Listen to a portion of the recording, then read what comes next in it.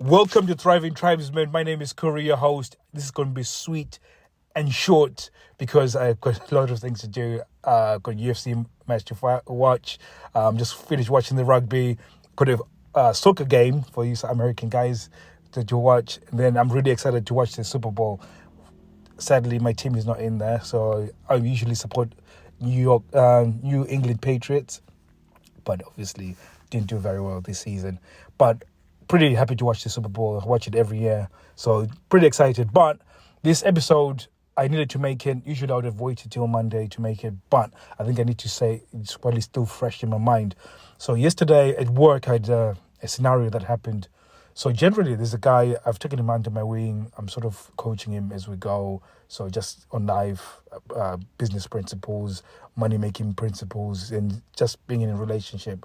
So give him advice when I do. And for the past few weeks, I've sort of put a little bit of a distance based on just his mindset, the way he thinks.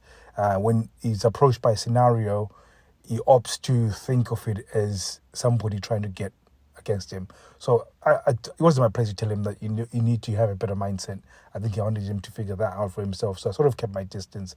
Anytime we have any scenario, so the scenario yesterday was a guy, he called us on the radio to go and repair something, and he gave us several jobs.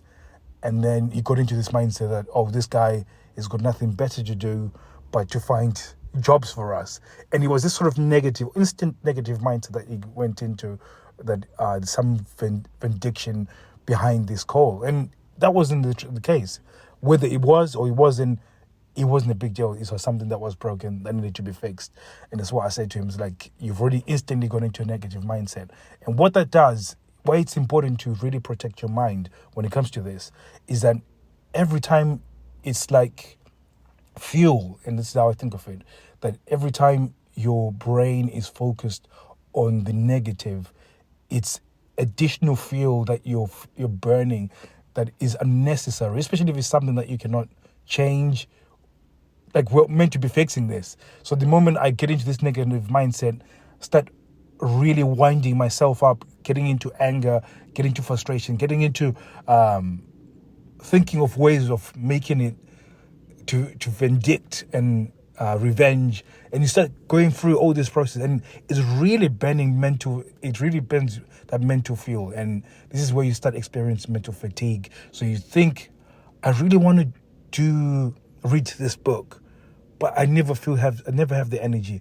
But I really want to go to the gym, I never have the energy. It's because you've already spent so much mental fuel on the negative. So it's really important to protect your mind, that you just say, it is what it is. And this is how I look at it. It is what it is. I'm just going to do it and not engage with it. And when I project my mind, then whenever I now need to focus on something that's important, I've got the fuel to focus on it.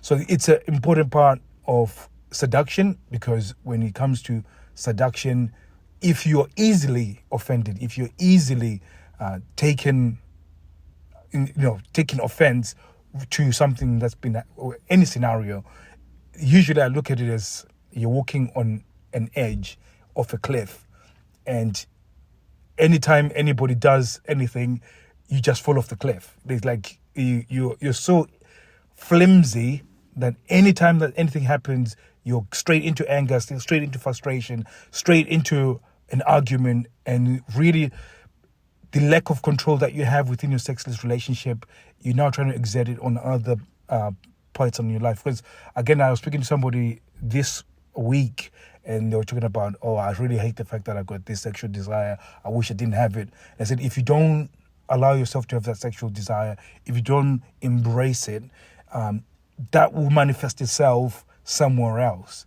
It's something that you cannot just inhibit or just, I'm going to stop it from happening. The moment you do that and try and suffocate it, it will pop up somewhere else. And it's almost like a balloon. If you fill it with water, if you start squeezing it, it doesn't matter what you do. The moment you start squeezing it, the harder you squeeze it, at some point it's going to have to find a place to break out and go. And usually you find this through, you start eating a lot. So for me, I think that was a case that I found comfort inside food, but some people find comfort in gambling. Some people find comfort in drinking, and it becomes out of control because you need that in order to satisfy that desire that you have. So it's so important to start really tracing back and then thinking about where is my mind focusing on? Like, if somebody comes to me and they cut me off in traffic, do I go spastic? This is a word that we use in England. Like, do I go absolutely insane because somebody cut me off? You know, it's one of those things. Like, the other day I had a lorry that was going to cut me off, so I sort of slowed down, and the guy behind me started just flashing his lights. So I thought, oh, this guy, that's odd. I didn't give in to anger. I didn't give in to frustration. I was a little bit frustrated. I was thinking, why can't this guy just let it go? Because the truck was gone. The road was clear. I was driving at the right limit, speed limit, but the whole time I was doing it. And what made it even stranger was that I live close to police headquarters. He actually drove into the police headquarters. So potentially that guy was a police officer. He should be holding himself to a higher standard. But this guy was passive aggressively trying to intimidate me using his lies. And I thought that was very odd. If it was a traffic stop, then he was doing it the wrong way, because he's just a member of the public, you know. And if he was somebody who was trying to be violent, I'm neither going to engage. But if I have to protect myself, I know how to protect myself. So I was never given into any. I was not in fear. I was not in any negativity. I just allowed it to happen the way it was, and I went on for the rest of my day.